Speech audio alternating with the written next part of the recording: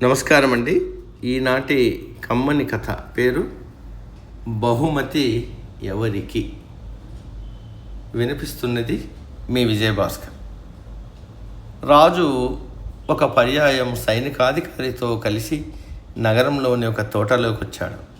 ఆ తోట చాలా అందంగా, చూడముచ్చటగా రంగురంగుల పూలతో నిండి ఉంది. అది చూసి రాజు చాలా సంబరపడ్డాడు. అక్కడ 100కు పైగా పనివాళ్ళు ఉన్నారు. తోటను ఇంత సుందరంగా తయారు చేసిన 10 మంది పనివాళ్లకు బహుమానాలు ఇవ్వాలి అనుకున్నాడు రాజు. కానీ వీరిలో ఎవరు పనిమంతులో ఎవరు పని దొంగలో ఎలా కనుక్కోవాలి అని సైనికాధికారిని సలహా అడిగాడు.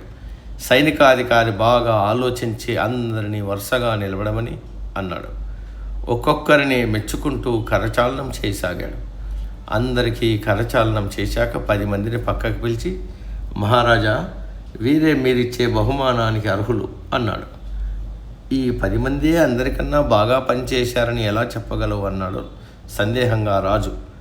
సైనికాధికారి చిరునవ్వు నవ్వి, రాజా, పనిచేసేవారి చేతులు చాలా గట్టిగా ఉంటాయి, పని దొంగలవి చాలా మృదువుగా మెత్తగా ఉంటాయి.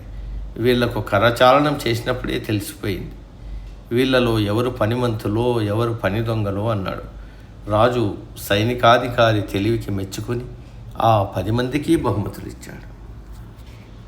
సమాప్తం.